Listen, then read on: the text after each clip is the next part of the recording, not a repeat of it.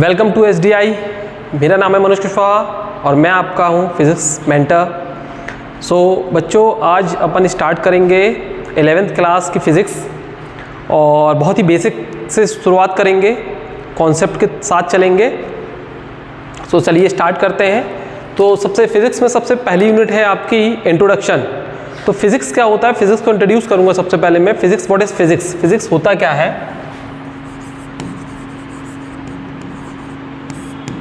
What is physics? The study of nature is called physics. Physics को किसको बोलते हैं? जब हम नेचर की स्टडी करते हैं उसको हम फिज़िक्स बोलते हैं। जिस प्रकार से फॉर एग्जांपल आप रॉक्स वगैरह सॉइल की स्टडी करते हैं तो उसको हम ज्योग्राफी बोलते हैं। आप तारों वगैरह की स्टडी करते हैं उसको एस्ट्रोनॉमी बोलते हैं। अपन ह्यूमन ऑर्गन की स्टडी करते हैं उसको बायोलॉजी बोलते हैं। प्लांट्स वगैरह की स्टडी करते हैं तो उसको बॉटनी बोलते हैं। सिमिलरली जब हम नेचर की स्टडी करते हैं, study of nature,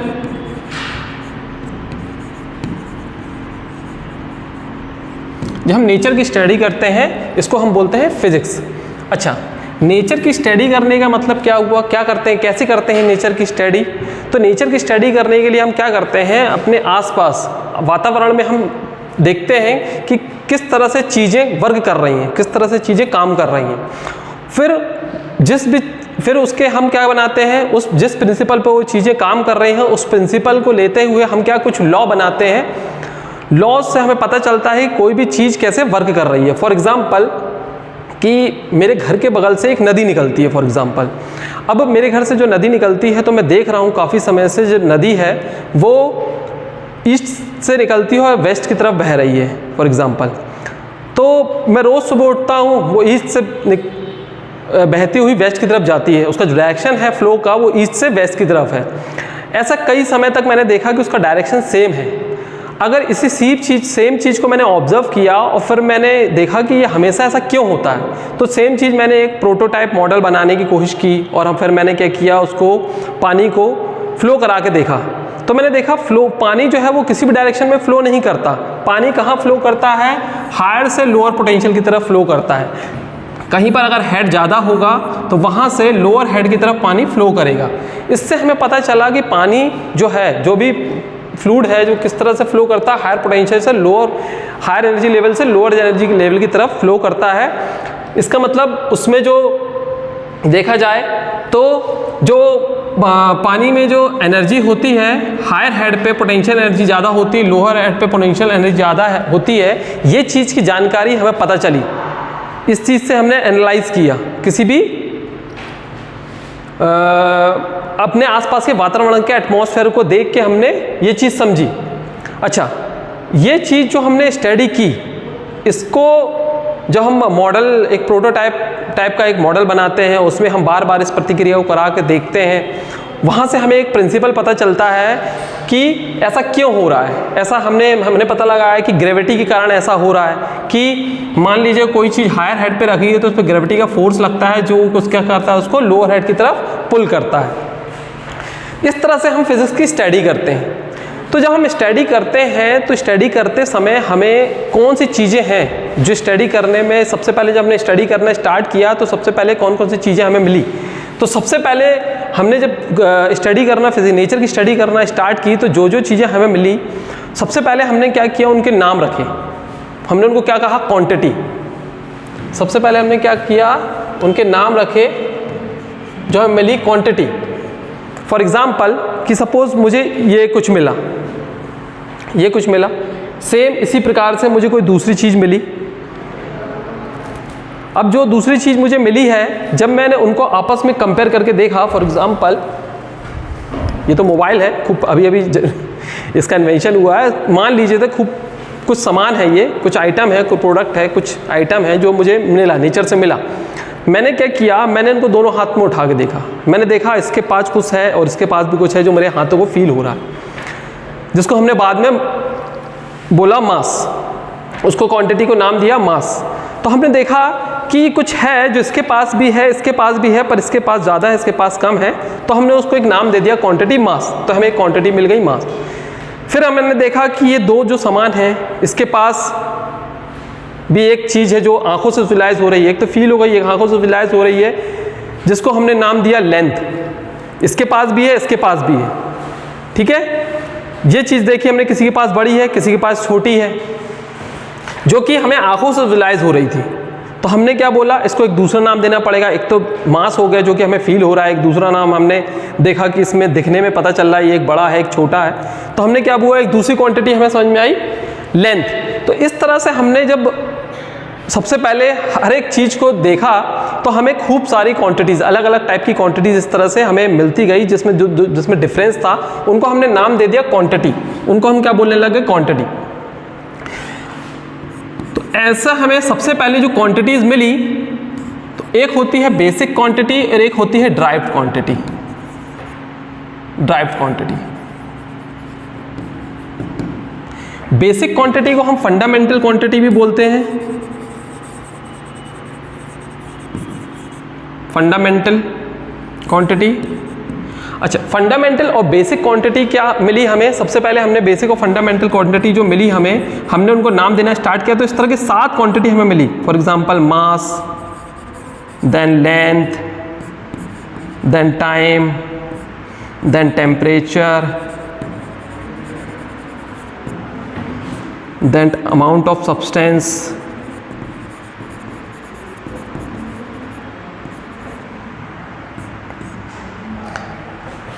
then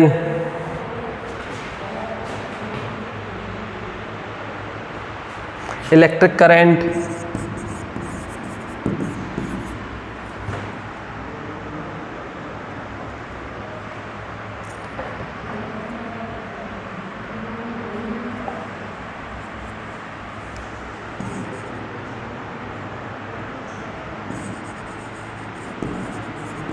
electric current and luminous intensity, luminous intensity। तो इस तरह के 7 हमें बेसिक क्वांटिटी मिली, जिसको हम फंडामेंटल क्वांटिटी भी बोलते हैं। और बाकी जो क्वांटिटी मिली, फॉर एग्जांपल जैसे एक फोर्स, एक्सेलरेशन, वेलोसिटी, जितनी भी अलग से जो क्वांटिटी मिली, हमने देखा कि वो इनकी मदद से ही ड्राइव हो रही थी। तो बेसिक क्वांटिटी कौन सी होती हैं? Basic quantity are those which can be drive itself, खुद से ही ड्राइव की जाती है। इनकी खुद की एक डेफिनेशन हमने बनाई, उसको हमने बोला बेसिक क्वांटिटी। और ड्राइव्ड क्वांटिटी कौन सी होगी? जो इन बेसिक क्वांटिटी से मिलके बन गई। फॉर एग्जांपल जैसे मैंने बोला,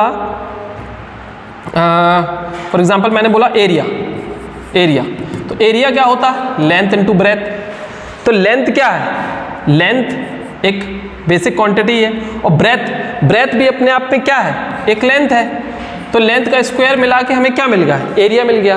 फॉर एग्जांपल मैं बोलूँ वॉल्यूम, तो वॉल्यूम क्या है? Length into breadth into height. Again क्या है ये? Length into length into length. एक बेसिक फंडामेंटल क्वांटिटी का 3 बार मल्टीप्लिकेशन, इसी को हम बोलते हैं वॉल्यूम। इसी प्रकार से अगर मैं बोलूँ फॉर एग्जांपल फोर्स, तो फोर्स क्या होता है? Mass into acceleration. अगेन मास क्या, मास तो मास है, आपकी बेसिक क्वांटिटी है। एक्सेलरेशन क्या होता है? Change in velocity upon time. Change in velocity upon time. अच्छा, वेलोसिटी क्या होती है? Again velocity speed into time. Speed is equal to distance upon time. तो यहां से वेलोसिटी क्या हो जाएगी आपकी? Distance upon time. सॉरी, यहां से वेलोसिटी क्या हो गई?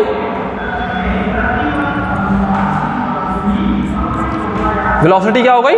Distance upon time. और एक ये टी है ही।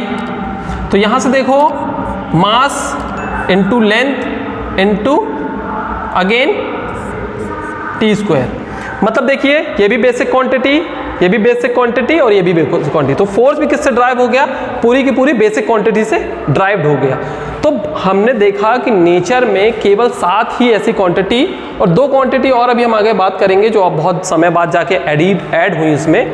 तो 2 इस तरह की हमें क्वांटिटी, टोटल 9 क्वांटिटी जो मिली, जिसको हम बेसिक क्वांटिटी बोलते हैं। और बाकी सारी क्वांटिटीज जो हैं, जो कि बेसिक क्वांटिटी से ड्राइव्ड हो जाती हैं। ठीक है ना? तो बेसिक क्वांटिटी वो कहलाती हैं जो कि डिफाइंड बाय इटसेल्फ, जो खुद से डिफाइंड होती है, और ड्राइव क्वांटिटी वो कहलाती हैं which is derived with the help of basic quantity also called drive quantity. तो बेसिक क्वांटिटी और ड्राइव क्वांटिटी में आपको अंतर समझ में आया? ओके, नेक्स्ट है आपका इसमें कि फॉर एग्जांपल हमें मिल गया, हमने फिजिक्स का नेचर में आसपास देखा, हमने स्टडी करना स्टार्ट किया। जब हमने स्टडी करना स्टार्ट किया तो हमें क्या मिल गया? क्वांटिटीज़ मिली, खूब सारी क्वांटिटीज़। चलिए हमने उन क्वांटिटीज़ के नाम भी रख दिए, अलग अलग नाम रख दिए। अब क्या हुआ, अब हमने देखा जैसे कि ये क्वांटिटी है एरिया, जब हमने कंपेयर किया तो हमने देखा कि ये जो बेसिक क्वांटिटी थी मास और जो एरिया था, ये एरिया जो है, सॉरी लेंथ को ले लेते हैं, एरिया जो है लेंथ से मिलके बना है। तो हमने देखा कि लेंथ जो है वो एरिया के पास भी है बेसिक क्वांटिटी, पर एरिया के पास कितने टाइम्स है? 2 टाइम्स है ये। और लेंथ जो है अपने आप में 1 टाइम बेसिक क्वांटिटी है। तो हमने क्या बोला कि एरिया के पास जो क्वांटिटी है वो 2 टाइम्स है। तो हमने इस तरह से किसी भी क्वांटिटी को डिफाइंड किया कि क्वांटिटी के पास क्या होता है, एक न्यूमेरिकल वैल्यू होती है और एक उसकी यूनिट होती है।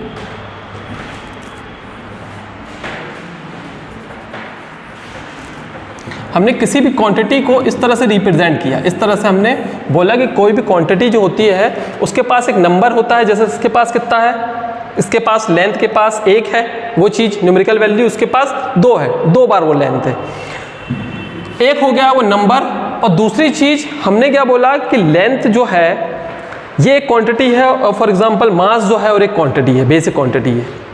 तो हमने क्या बोला कि हमने अगर लेंथ को एक अलग क्वांटिटी माना है, मास को एक अलग क्वांटिटी माना है, तो इसको मेज़र करने के लिए हमें यूनिट भी देनी पड़ेगी। यूनिट मतलब हम उसको मेज़र करेंगे, तो मेज़र जैसे मान लीजिए मैंने मेज़र किया, तो मैंने बोला कि दोनों के पास मास है, लेकिन फॉर एग्जांपल एक मैंने छोटी सी चीज़ ली, तो मैंने बोला इसके पास फॉर एग्जांपल लेंथ ले लेते हैं, एक छोटी सी चीज़ मैं ले लेता हूँ। फॉर एग्जांपल ये मैंने एक लिया, लेंथ वाइज कोई चीज़ ली, और एक खूब बड़ा सा गोला ले लिया हैवी मास का।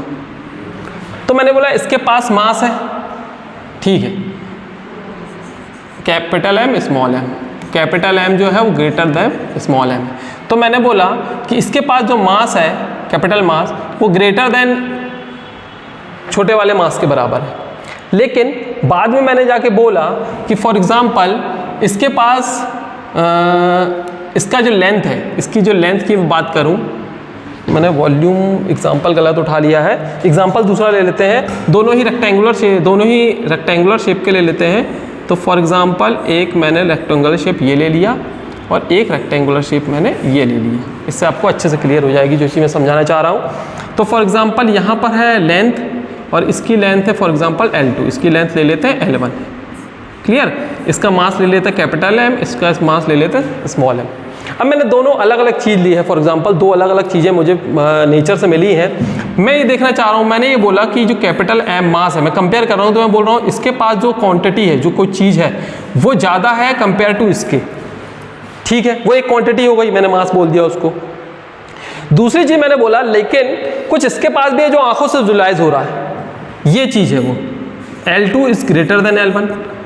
अब मैंने बोला इसके पास कुछ दूसरी चीज़ है जिसको मैंने नाम तो दे दिया था लेंथ, लेकिन मैंने बोला इसका जो पास जो है वो इसके कंपेयर में ज़्यादा है इसके पास। तो मेरे को अब इन दोनों में कंपैरिजन दिखाना है, तो हमेशा मैं देख के तो नहीं बताऊंगा, तो मुझे क्या करना पड़ा, इनको यूनिट देना पड़ा मेजरमेंट के लिए। हमने बोला एक हम क्या रखेंगे, इनके यूनिट, इनके नाम रखेंगे, इसको मेजरमेंट किस में मेजर कर रहे हैं। फॉर एग्जांपल मास को मैंने बोला कि मास को हम मेजर कर रहे हैं, तो मास को हम मेजर करते हैं, जैसे हमें पता है यूनिट क्या है, केजी, केजी इसकी यूनिट है। अच्छा, यूनिट का मतलब तो होता है एक, यूनिट अगर मैं बोलूं तो यूनिट का मतलब क्या होता है, यूनिट का मतलब unit is equals to 1, unit का मतलब होता है एक। तो कितने बार वो यूनिट है, इसलिए क्वांटिटी कैसे रिप्रेजेंट होती है, number into unit. For example जैसे कि मैंने बोला लेंथ, तो लेंथ के पास मैंने यूनिट दी, फॉर एग्जाम्पल इसको मैंने यूनिट का नाम दिया मीटर, एक स्टैंडर्ड यूनिट दी मीटर। तो इसके पास जो मीटर होगा कितना होगा, देखो मीटर इंटू मीटर क्या होगा, मीटर का स्क्वायर। तो एरिया की यूनिट क्या हो गई, मीटर स्क्वायर, और लेंथ की यूनिट क्या हो गई, मीटर। तो ये जो मीटर और मीटर स्क्वायर जो ये इसको क्या हम बोलते हैं, इसको हम बोलते हैं यूनिट। That's called unit. तो यूनिट अगर मैं डिफाइन करूं कि व्हाट इज यूनिट, यूनिट को क्या बोला जाता है, तुम काट देना। यूनिट को क्या बोला जाता है, तो यूनिट को बोलते हैं, unit is a standard measurement, unit is a standard measurement of a particular quantity has named. किसी भी पर्टिकुलर क्वांटिटी को जो आपने नाम दिया है, एक स्टैंडर्ड मेजरमेंट किया है, उसका जो नाम दिया है उसको हम बोलते हैं unit, that's called unit.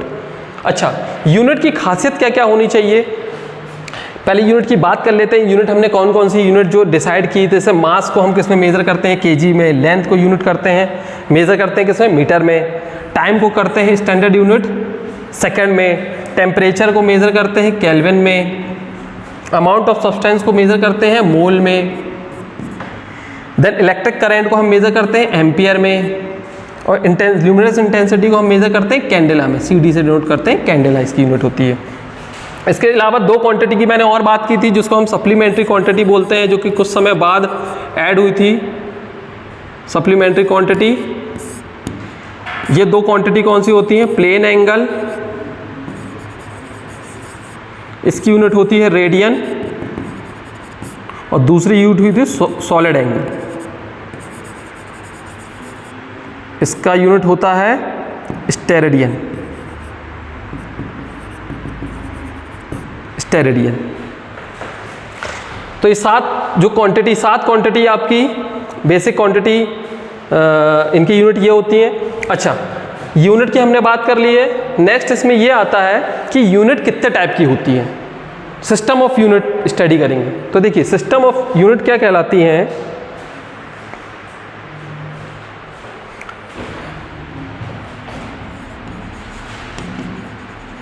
System of units. तो बेसिकली 4 टाइप के सिस्टम होते हैं।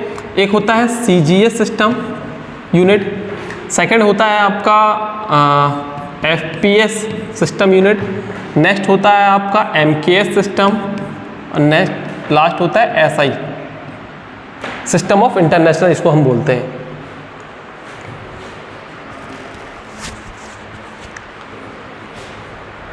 अच्छा, CGS system, FPS system, MKS system और SI system, system of international बोलते हैं। इन सिस्टम्स में अंतर क्या है और ये कैसे बने, तो सबसे पहले बात आती है कि यूनिट जो होती है, यूनिट की कुछ कैरेक्टरिस्टिक है। जो यूनिट मैंने अभी बात की कि यूनिट हमने बनाई, अलग अलग क्वांटिटी को मेजर करने के लिए हमने अलग अलग यूनिट बनाई, क्यों बनाई तो समझ में आ गया। लेकिन जो यूनिट्स बनाई है हमने, इन यूनिट्स का, इस यूनिट्स की कुछ कैरेक्टरिस्टिक थी। पहली कैरेक्टरिस्टिक क्या थी, पहली कैरेक्टरिस्टिक ये थी कि जो यूनिट है वो समय के साथ डिस्ट्रॉय नहीं होना चाहिए, टाइम के साथ चेंज नहीं होना चाहिए। कहने का मतलब ये है कि फॉर एग्ज़ाम्पल मैंने कुछ एक टुकड़ा लिया किसी भी चीज़ का, किसी मटेरियल का, और मैंने बोल दिया कि मैं इसको 1 किलो बोलूँगा।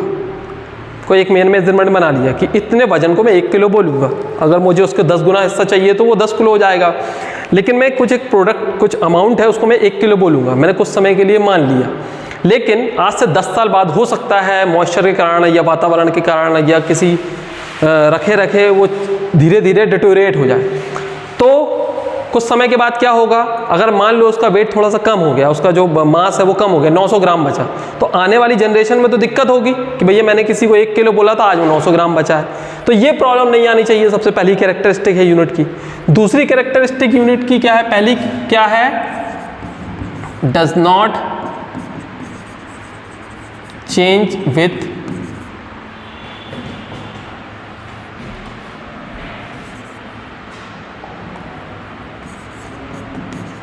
Does not change with time, time के साथ चेंज नहीं होनी चाहिए। दूसरी क्या है, it should be proper size, it should be of proper size. Proper size की होनी चाहिए। प्रॉपर साइज का मतलब ये है कि देखो, सबसे प्रॉपर साइज का मतलब ये है कि जो बहुत ही ज़्यादा बड़ी भी नहीं होनी चाहिए और बहुत ज़्यादा छोटी भी नहीं होनी चाहिए। कहने का मतलब ये है कि जैसे दिनचर्या में सबसे पहले हम मेज़र कोई भी चीज़ को, यूनिट जो हमने रखी गई थी, तो देखो सबसे पहले जो CGS यूनिट थी, तो CGS यूनिट की कहानी क्या थी कि हम इसमें क्या है, जो लेंथ है वो सेंटीमीटर में मेज़र करते हैं, CGS का मतलब। Centimetre gram second. अगर कोई मास है तो उसको हम मेज़र करते हैं किस में, ग्राम्स में। उसके बाद जो हम टाइम है जो उसको मेज़र करते हैं किस में, सेकेंड्स में। अच्छा, सबसे पहली बात ये आती है कि यूनिट्स मैंने बताई आपको 9 और भी क्वांटिटी बताई, लेकिन बेसिक क्वांटिटी जो बताई है बाकी तो उसी से ड्राइव हुई है, तो यूनिट बनाने में उनकी प्रॉब्लम नहीं गई ड्राइव क्वांटिटी की। लेकिन जो पहले जो यूनिट बनाई गई थी, जो बेसिक क्वांटिटी की बनाई गई थी स्टैंडर्ड, जिनको डिसाइड किया गया था हमने, केवल वो 9 ही थी। लेकिन मैं बात कर रहा हूँ केवल 3 की। तो बेसिकली ये चीज़ क्या हुआ, बाद में हमने उसको जो इनिशियली जब हमने स्टडी किया था, तो सबसे पहले जो हमारा दिनचर्या था वो किससे चलता था, रहना, खाना और फॉर एग्जांपल कपड़े पहनना। तो कोई भी चीज़ अगर आप सो रहे हो तो हमें टाइम को देखना पड़ता था। हम कोई चीज़ खा रहे हैं, कुछ खरीद रहे हैं, तो हमें वेट मास की ज़रूरत पड़ती थी। हम घर बना रहे हैं, हम कपड़े पहन रहे हैं, तो हमें किसकी, लेंथ की ज़रूरत पड़ती थी। तो मोस्टली जो दिनचर्या था, जो भी चीज़ चलती थी वो किससे चलती थी, बेसिकली हमें इन क्वांटिटीज़ की ज़्यादा ज़रूरत पड़ती थी। तो इन क्वांटिटीज़ का सबसे पहले हमने जो है इस क्वांटिटीज़ के बेसिस पे हमने कोई भी स्टैंडर्ड यूनिट है वो उसके हिसाब से बनाई, क्योंकि सबसे ज़्यादा हमें इन्हीं चीज़ों की ज़रूरत पड़ रही थी। तो हमने देखा कि ये हो गया आपका सीजीएस सिस्टम। अब अच्छा, एफपीएस सिस्टम क्या है? एफपीएस सिस्टम में लेंथ हम ये मेज़र करते थे फुट में, मास मेज़र करते थे पाउंड में, करते हैं मतलब पाउंड में, और टाइम किस में, सेकंड में। टाइम में तो कोई दिक्कत नहीं, इसमें भी सेकंड ही है। पहले सब सिस्टम की मैं बात कर लेता हूँ, फिर मैं बताऊँगा एसआई सिस्टम बाद में बना। फिर एमकेएस सिस्टम आया। एमकेएस सिस्टम में देखो, एमकेएस सिस्टम में हमने जो मास लिया वो किस में लिया, केजी में, और जो हमने वेट लिया, और जो हमने लेंथ ली, फॉर एग्जांपल सबसे पहले हमने लेंथ ली, तो लेंथ हमने किस में ली, सबसे पहले हमने लेंथ ली, तो लेंथ किस में ली हमने, किलोमीटर में, मीटर में। लेंथ सबसे पहले एमकेएस, एम मतलब मीटर, तो लेंथ हमने किस में ली, मीटर में। देन हमने आपका मास लिया, मास किस में लिया हमने, केजी में, किलोग्राम में, और देन टाइम आ गया, टाइम हमने किस में लिया, सेकंड में। ठीक है, सीजीएस का मतलब सेंटीमीटर ग्राम सेकंड, एफपीएस का मतलब फुट पाउंड सेकंड, और एमकेएस का मतलब मीटर किलोग्राम सेकंड। इसके भी बात करते हैं, सिस्टम ऑफ इंटरनेशनल के इसको बात करते हैं। तो हुआ क्या, देखिए सबसे पहले मैंने बोला कि जो यूनिट है it should be of proper size, proper size की वो होना चाहिए। प्रॉपर साइज का मतलब ये है कि देखिए ये जो लेंथ सबसे पहले सीजीएस सिस्टम चलता था, इसमें देखो कि हमें मास और जो लेंथ है वो सेंटीमीटर में बताना पड़ रहा है। फॉर एग्जाम्पल कि मेरे को अगर मान लो पहनने के लिए एक शर्ट सिलवाना है, पैंट सिलवाना है, तो आपने देखा होगा कि पहले के ज़माने में और आज के ज़माने में भी शर्ट सिलवाने के लिए कितना 1 मीटर कपड़ा लेते हैं, पैंट सिलवाने के लिए 2 मीटर कपड़ा लेते हैं। तो एक बोलने में एक थोड़ा सही लग रहा है सिस्टमेटिक, 1 मीटर 2 मीटर, लेकिन यहाँ पर देखिए ये सीजीएस सिस्टम था, इसमें अगर मैं सेंटीमीटर में बोलूँ तो मेरे को कितना बोलना पड़ेगा, 100 सेंटीमीटर, 200 सेंटीमीटर, मतलब सेंटीमीटर बोलने के आगे मेरे को जो वैल्यूज़ हैं वो थोड़ा सा एक थोड़ी सी लंबे, मतलब लेंथ वाइज 200, 300, 500 इस टाइप का नंबर यूज़ करना पड़ रहा है। ये थोड़ा सा इसका ड्रॉबैक था। तो ये प्रॉपर साइज, इसलिए इसको थोड़ा सा एक जो मैंने बोला कि जो यूनिट है वो प्रॉपर साइज़ की होनी चाहिए। तो इसका साइज़ देखो, अगर मान लो मेरे को लेंथ बतानी है, फॉर एग्जांपल 10 मीटर बतानी है, तो मुझे फिर 1000 बोलना पड़ेगा। ये थोड़ी सी प्रॉब्लम जा रही थी, लेंथ वो बढ़ता जा रहा था।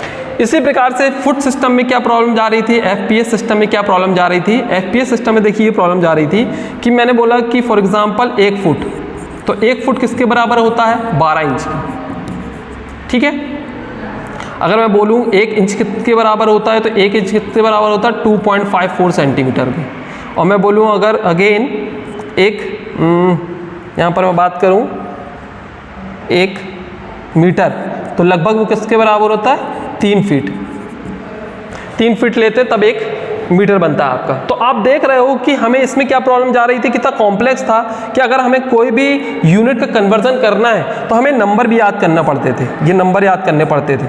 आप देख रहे हैं यूनिट कन्वर्जन करने के लिए। तो हमने बोला कि कुछ ऐसा, फिर एमकेएस सिस्टम आया। तो एमकेएस सिस्टम में देखो लेंथ हमने बोला, इसको थोड़ा मॉडिफाइड किया क्योंकि हमें CGS सिस्टम कहीं ना कहीं बहुत सही लग रहा था, क्योंकि अगर जैसे उसमें देखो लेंथ जो मिली है किससे मिलके बनी है, देखो कहीं ना कहीं 10 mm इजिकल्स टू 1 सेंटीमीटर, फिर 10 centimetre 100 centimetre equals to 1 metre, ठीक है ना। तो इस तरह से हमें क्या देखो थोड़ा सा सीक्वेंस वाइज चीज़ें मिल रही थी कि 10, लेकिन देखो यहाँ पर तो इसको हमने मॉडिफाइड करके इसी को MK सिस्टम ही यूज़ किया कि हम इस सिस्टम को यूज़ करेंगे, लेकिन जो सेंटीमीटर है वो थोड़ा सा लॉन्ग है, लेंथ थोड़ा सा अगर लेंथ बतानी तो 100 200 इस तरह से बोलना पड़ रहा है, तो थोड़ा हम उसको शॉर्ट करेंगे क्योंकि प्रॉपर साइज बनाने के लिए हमने क्या बोला स्टैंडर्ड यूज हम सेंटीमीटर न रख के मीटर रखेंगे। तो मीटर, अब हमें मीटर अगर सेंटीमीटर बनाना है तो आसान था हमारे लिए कि कोई सेंटीमीटर में अगर पूछता है बाई चांस, क्योंकि सेंटीमीटर बार बार यूज़ नहीं हो रहा था ना। मीटर हमें जनरली फॉर एग्जांपल जैसे मैंने एग्जांपल लिया कि कपड़ा हम खरीदने जा रहे हैं तो metre basically metre 1 metre 2 metre हम इसी तरह से कपड़े मांगते हैं, तो हमें एक आसान पड़ रहा था ये चीज़ बताना। इसी प्रकार से अगर हम सब्जी खरीदने जा रहे हैं तो ग्राम में थोड़ा सा प्रॉब्लम जा रही थी कि हम घर में हम खरीदते हैं तो हम घर में बोलते हैं कि भैया सब्जी ले आना, तो 4 लोग एक घर में हैं तो लगभग 1 किलो सब्जी ले आना, तो 1 किलो को 1000 ग्राम बोलना थोड़ा सा लेंदी पड़ रहा था कि प्रॉपर साइज नहीं समझ में आ रहा था। तो उसको मॉडिफाइड करके हमने क्या बोला कि हम मास किस में मेजर करेंगे, केजी में। तो केजी का मतलब सीधे सीधे 1 केजी 2 केजी बोलना थोड़ा सा आसान हो गया, और टाइम तो सेकंड में था ही। तो इस तरह से उसके बाद क्या हुआ कि देखिए ये जो FPS सिस्टम था ये कहीं फ्रांस वगैरह में अपना चल रहा था, ठीक है ना। ये CGS सिस्टम इंग्लैंड में लोग चलाते थे, सब अलग अलग जगह अलग अलग कंट्री में, ये इंडिया में अपन लोग इस तरह से काम कर रहे थे। तो अलग अलग जगह अलग अलग लोग अलग अलग हिसाब से अपने काम कर रहे थे। लेकिन कुछ समय बाद एक दिक्कत आने लग गई, जब व्यापार बहुत ज़्यादा बढ़ने लग गया तो हमने ये देखा कि अगर मान लीजिए किसी इंसान को किसी दूसरी कंट्री से सामान खरीदना है, तो अगर मान लो मैंने बोला कि हमें 1000 kg कुछ चाहिए, तो उनके में उन लोग ग्राम में देख रहे थे तो हमें क्या कन्वर्जन करना पड़ रहा था, या फॉर एग्जांपल वो पाउंड में बता रहे हैं तो हमें यूनिट कन्वर्जन करने में दिक्कत जा रही थी, क्योंकि हम सेम क्वांटिटी को हम यूनिट अलग बोल रहे हैं, वो यूनिट अलग बोल रहे हैं। तो अगर मैं बोल रहा हूँ कि 10 रुपये में ये सामान इतना आ रहा है, तो क्या एग्जैक्टली अगर मैं उनसे बोल रहा हूँ 100 रुपये का सामान दे दो, तो क्या एग्जैक्टली वो उतना सामान दे रहे हैं, ये कैलकुलेट करने में दिक्कत जा रही थी। तो हमने क्या बोला कि हम एक ऐसी यूनिट सिस्टम बनाएंगे जिसको सब लोग फॉलो करेंगे और वो स्टैंडर्ड हो गई। तो उसको बोला system of international unit, SI system, SI unit. इसलिए जितना भी अपन फिजिक्स में मेजरमेंट करते हैं वो सब SI यूनिट में करते हैं। तो ये जो SI यूनिट की जो मेजरमेंट जो बनी, जो यूनिट बनी, ये यूनिट मैंने अभी डिस्कस करी। ये यूनिट जैसे कि सबसे पहले हमने मास, इसके लिए हमने बनाया kg, देन लेंथ, इसके लिए हमने मीटर, देन टाइम, इसके लिए यूनिट बनाई सेकेंड, देन टेम्परेचर, इसके लिए यूनिट बनाया हमने kelvin, then amount of substance हमने बनाया मोल, देन ल्यूमिनस इंटेंसिटी,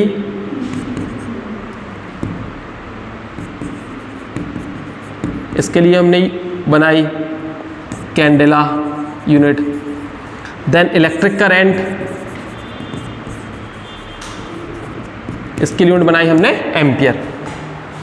और भी मैंने 2 डिस्कस की थी, plane angle, radian, and then solid angle, steradian. तो ये यूनिट्स हमने SI सिस्टम में इस तरह की यूनिट हमने बनाई। जब SI सिस्टम में हमने इस तरह से हमने स्टैंडर्ड यूनिट बनाई, तो ये देखिए एकदम प्रॉपर साइज की भी है, क्योंकि जो हम जैसे मैंने बोला मास, तो मास अधिकतर हम कोई भी सामान जब खरीदते हैं, सब्जी वगैरह खरीदने जाते हैं, तो हम क्या बोलते हैं 1 kg 2 kg 3 kg, इस तरह से हम डिफाइन करते हैं। अगर हमें कोई कमरा भी बनवाना हो लेंथ वाइज, तो हम क्या बोलते हैं, हम कमरा स्टैंडर्ड कमरा जैसे हम लेंथ वगैरह बताते हो तो हम मीटर में बताते हैं, 1 मीटर 2 मीटर 3 मीटर, ठीक है ना। तो इस तरह से हम टेम्परेचर नापते हैं तो हम किस में नापते हैं, केल्विन में नापते हैं। तो ये कुछ स्टैंडर्ड यूनिट इस तरह से बनाई गई। जिसको सबने फॉलो किया और आज भी हम देख रहे हैं कि प्रैक्टिकल यूनिट चल रही हैं, यूनिट बंद नहीं हुई हैं। अपने अपने शहरों में लोग अपने अपने हिसाब से यूज़ करते हैं। हम भी बहुत सारी यूनिट है, जैसे हम लोग भी आज भी ऐसा नहीं है कि यूनिट हम यूज़ नहीं करते हैं। आज भी हम इंच वगैरह हम यूज़ करते हैं, हम फीट यूज़ करते हैं। कमरा आज भी 10 बाय 10 का कमरा हम बोलते हैं, 10 बाय 10 का कमरा फीट में ही रहता है, वो 10 बाय 10 का कमरा बनवाना है, एक स्टैंडर्ड साइज़ है, तो हम यूज़ कर रहे हैं। लेकिन व्यापार करने के लिए, दूसरे देशों से व्यापार करने के लिए हमें सिस्टम ऑफ इंटरनेशनल यूनिट एक बनानी पड़ी और इसको हमने एक स्टैंडर्ड बना दिया कि इसको सब लोग फॉलो करेंगे। तो यूनिट्स का जो कैरेक्टरिस्टिक थे कि यूनिट जो बनेंगी, ये जो यूनिट्स बनी हुई हैं, जिसको मैंने बोला मास, तो मास की यूनिट हमने रखी केजी। तो मास जो केजी में हमने यूनिट रखी है, तो वो उनके कैरेक्टरिस्टिक्स ये सब कैरेक्टरिस्टिक थे कि भैया मास एक वेल डिफाइंड होनी चाहिए, it should be well defined. तीसरी कैरेक्टर क्या है? It should be well defined. Defined का मतलब ये होता है कि अगर उसकी डेफिनेशन अगर आप बोल रहे हो तो वो हर जगह फॉलो हो। ऐसा नहीं है कि फॉर एग्जांपल मैंने बोला कि एक डेफिनेशन मैंने बनाई कि टेम्परेचर जो है, मैंने बोला कि बॉइलिंग टेम्परेचर किसको बोलेंगे या एवेपोरेटिंग टेम्परेचर किसको बोलेंगे? Boiling temperature. तो मैंने बोला कि 100 डिग्री, मेरे को पता है कि 1 एटमॉस्फेरिक प्रेशर में 100 डिग्री बॉयल हो जाता है पानी। तो 100 डिग्री को मैंने मान के एक डेफिनेशन बना दी। फॉर एग्जांपल 100 डिग्री मैंने माना कि 100 डिग्री पानी जो है एवेपोरेट हो जाता है, तो उसको हम क्या बोलेंगे? एवेपोरेटिंग टेम्परेचर बोलेंगे, उसको हम बोलेंगे टेम्परेचर।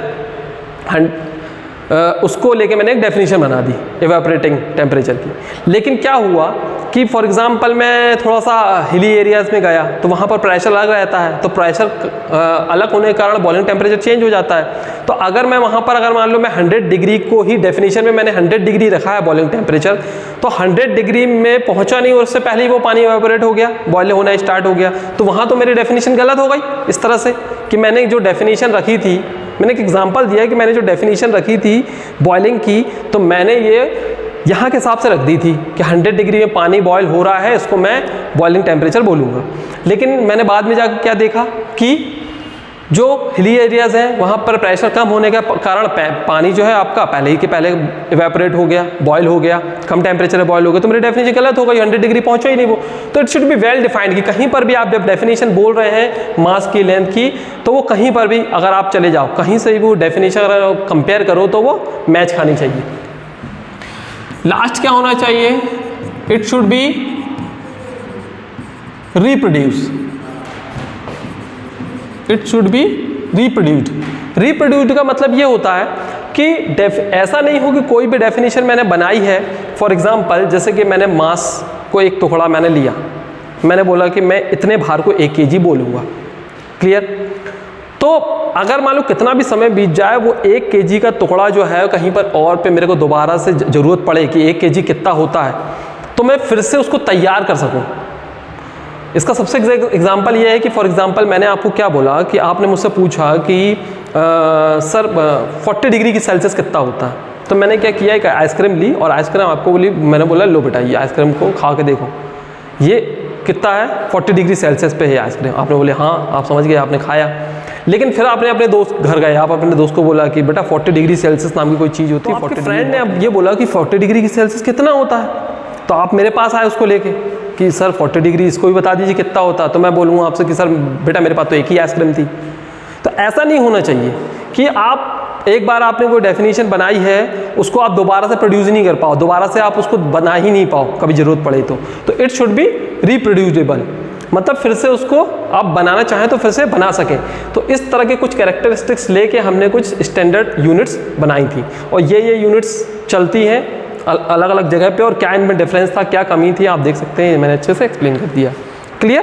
तो नेक्स्ट आगे बढ़ते हैं आपका मेजरमेंट। अच्छा, जब हमने सबसे पहले फिजिकल नेचर में स्टडी करना स्टार्ट किया, तो स्टार्ट करने से पहले सबसे पहले हमें क्वांटिटीज़ का हमने नाम रख दिया। क्वांटिटीज़ का जब हमने नाम रख दिया तो हमने क्या किया, उसको नाम रखने के बाद हमने देखा कि इनको कंपेयर करना या इनको आपस में कंपेयर करने में हमें दिक्कत जा रही थी कि एक क्वांटिटी दूसरी क्वांटिटी से अलग है, तो हमने उनकी रख दी यूनिट्स। फिर हमने यूनिट्स को भी देख लिया कि 4 तरह के सिस्टम यूनिट थे, कुछ स्टैंडर्ड यूनिट्स भी बना दिए। चलिए ठीक है, अब हमने क्या किया नेक्स्ट, अब हमें उनका एनालिसिस करना है, तो हमें उनको मेज़र करना है। मेज़र तो मेजरमेंट होता क्या है, what is measurement? Measurement is the process to carry out the numerical value of the unknown quantity. किसी अननोन क्वांटिटी, जैसे मुझे नहीं पता कि इसकी वैल्यू कितनी होगी, आपने बोला इस एक क्वांटिटी तो पता चल गई हमें लेंथ है, पर मैं बोल रहा हूँ उसकी वैल्यू कितनी है, उस लेंथ की वैल्यू कितनी है, तो उसको मेज़र करना, उसके नापने के प्रोसेस को हम क्या बोलते हैं? मेजरमेंट बोलते हैं। क्लियर? तो जब हम किसी क्वांटिटी को नापते हैं तो हमें दो चीज़ दिमाग में आती हैं या दो चीज़ मिलती हैं। एक हम बोलते हैं प्रिसीजन, एक होता है एक्यूरेसी। ACCURACY, accuracy. क्या होता है एक्यूरेसी और प्रिसीजन? देखिए, प्रिसीजन का मतलब ये होता है, प्रिसीजन मतलब प्रिसाइज वैल्यू। प्रिसाइज वैल्यू का मतलब ये होता है डिग्री ऑफ रिपीटेबिलिटी। इसका मतलब, इसको मैं डिफाइन करूँ, इसको क्या मैं बोलूँगा? Degree of repeatability. रिपीटेबिलिटी।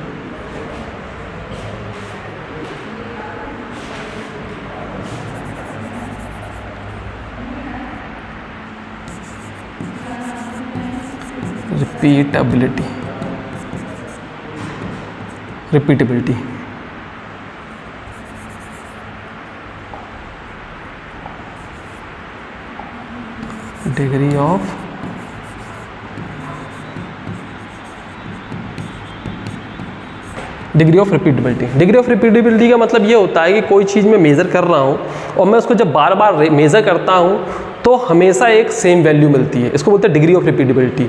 इसको बोलते हैं precise measurement, precision.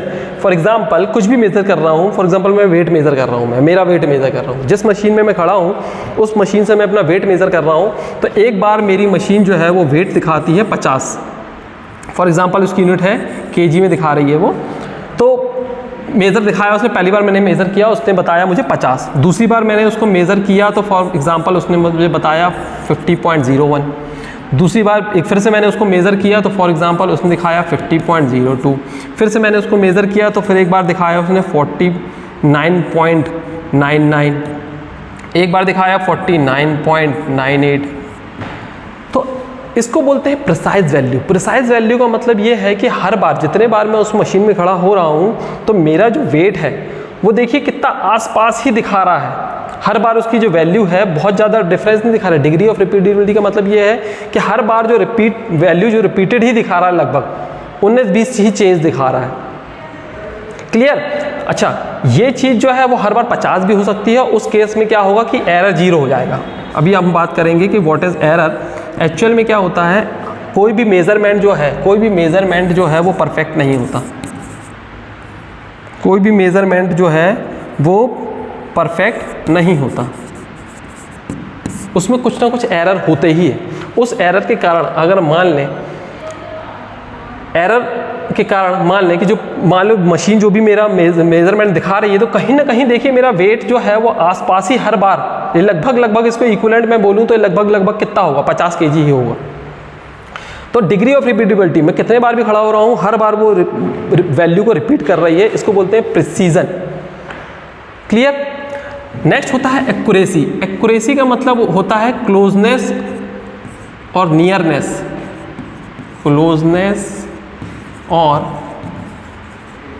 Nearness to true value. मतलब इसमें जब मैं बात कर रहा था प्रिसीजन की, तो मैंने कभी से ट्रू वैल्यू की बात नहीं की थी।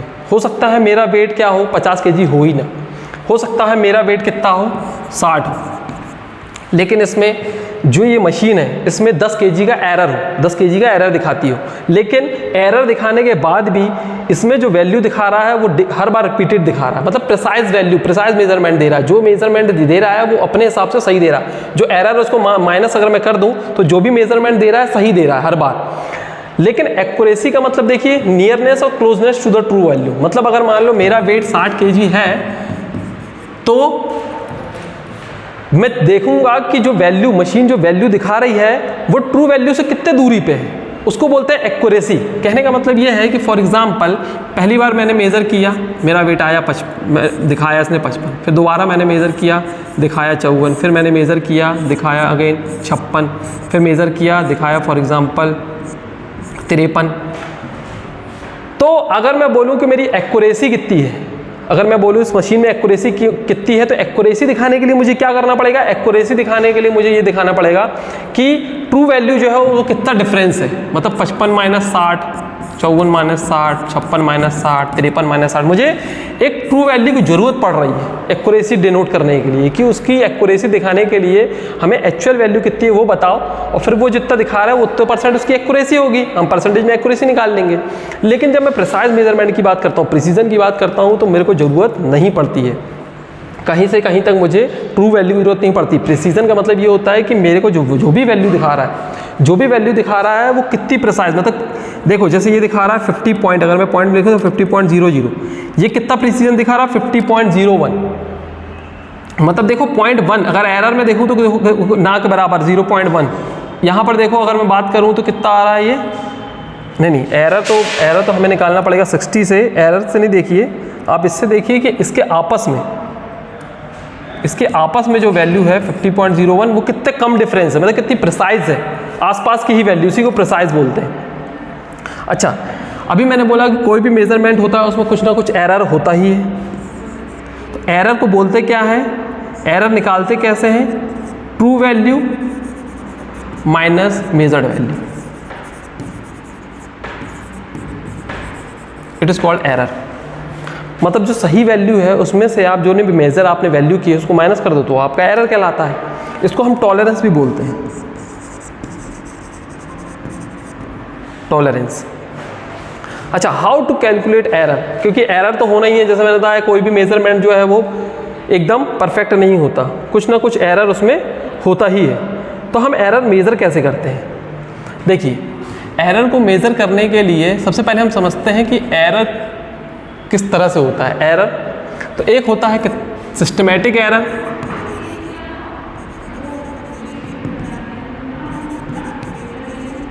और एक होता है रैंडम एरर।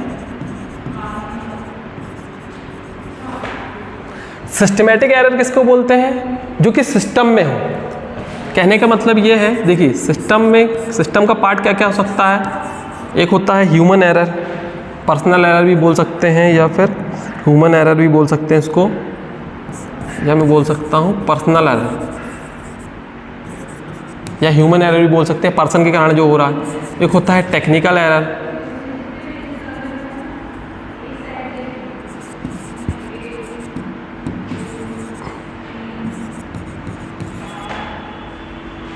टेक्निकल एरर, और नेक्स्ट आपका हो सकता है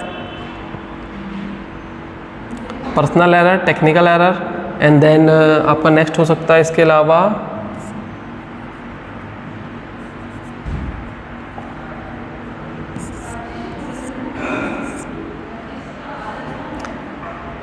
इंस्ट्रूमेंटल एरर, इंस्ट्रूमेंटल एरर। तो ये आपके सिस्टमैटिक एरर होते हैं जो सिस्टम के पार्ट होते हैं। कहने का मतलब यह है कि जैसे पर्सनल एरर मतलब पर्सन के कारण जो एरर हो रहा है, इसको ह्यूमन एरर भी आप बोल सकते हो।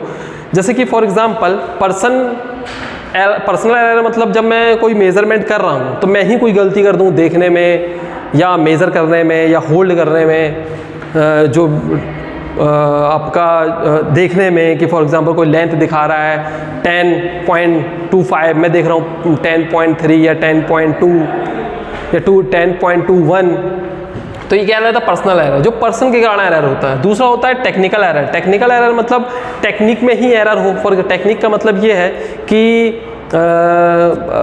फॉर एग्जांपल कुछ मेज़र करने के लिए कुछ मशीन्स होती हैं, उनको होल्ड करने का कुछ तरीका होता है, उनको लगाने का कुछ तरीका होता है, उनको कनेक्ट करने का कुछ तरीका होता है, और लेकिन मुझे टेक्निक ही नहीं आती है कि उसको पकड़ते कैसे हैं, होल्ड कैसे करते हैं, रखते कैसे हैं प्रॉपर तरीके से, और मैंने मेजरमेंट करना स्टार्ट कर दिया, तो बनी बात है उसके कारण उसमें एरर आएगा, that is called technical error. और लास्ट आता है इंस्ट्रूमेंटल एरर, कि जो इंस्ट्रूमेंट है उसी में एरर हो सकता है जो scale, for example upon scale ले रहे हैं लेंथ मेजर करने के लिए, वो स्केल में ही कुछ एरर हो, सही तरीके से वो स्केल डिज़ाइन नहीं हुई हो, या मेज़र बार बार यूज़ करने के कारण वो स्केल घिस गई हो, उसमें सही तरीके से वैल्यूज़ नहीं दिख रही हो, या डिजिटल है तो कुछ एरर आ रहा हो, तो इंस्ट्रूमेंटल एरर के कारण भी एरर आएगा, उसको बोलते हैं सिस्टमैटिक एरर, जो सिस्टम में एरर होता है। इस एरर को हम रेक्टिफाइड कर सकते हैं, इस एरर को हम रेक्टिफाई कर सकते हैं, रेक्टिफाइड।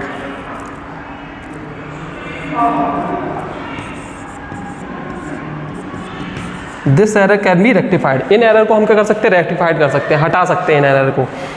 जैसे पर्सनल एरर है, थोड़ा सा और ज़्यादा हम अच्छे से मेजरमेंट करें, ध्यान से टेक्निक को समझ लें तो एरर नहीं होगी। इंस्ट्रूमेंट में जो एरर आ रहा है उसको चेक करके इंस्ट्रूमेंट चेंज कर लें, इंस्ट्रूमेंट अच्छा सा यूज़ कर लें, अच्छा सही इंस्ट्रूमेंट बना लें, तो ये एरर को किस तरह हटा सकते हैं।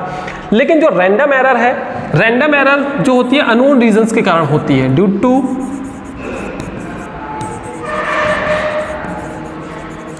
To unknown reasons. इनको जो रीजंस हैं वो अननोन होते हैं। फॉर एग्जांपल एनवायरमेंटल इशू के कारण हो गया, फॉर एग्जांपल टेम्परेचर के कारण कुछ हो जाता है, वातावरण के चेंजेस के कारण कुछ हो जाता है, या मशीन चलते चलते फॉर एग्जांपल एक्सीडेंटल, इसको बोलते हैं एक्सीडेंटल टाइप का, जो एक्सीडेंटल एरर भी बोलते हैं कि एक्सीडेंट के कारण, कुछ एक्सीडेंट का मतलब यह है जैसे चलते चलते लाइट चली जाना, या कुछ फ्लक्चुएशन वोल्टेज का ऊपर नीचे हो जाना, कुछ मेजरमेंट कर रहे हैं, इलेक्ट्रॉनिक आइटम है हम उससे कुछ मेजर कर रहे हैं, फ्लक्चुएट ऊपर नीचे वोल्टेज फ्लक्चुएट हो जाना।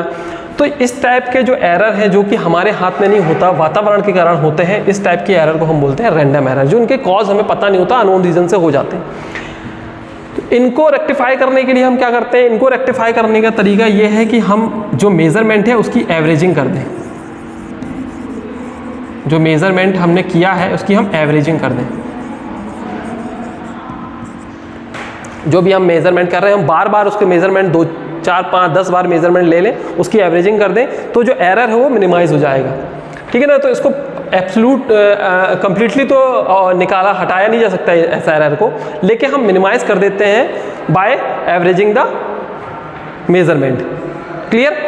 तो कैसे इस तरह के एरर को, रैंडम एरर को किस तरह से हम एवरेजिंग करते हैं, किस तरह से हम आज के लिए हम एक काम करते हैं, इतना ही रहने देते हैं। नेक्स्ट क्लास में हम देखेंगे कि हाउ टू कैलकुलेट एरर को किस तरह से कैलकुलेट करते हैं, या इसके बाद हम पढ़ेंगे प्रोपोगेशन ऑफ एरर, कि एरर बढ़ता किस तरह से है।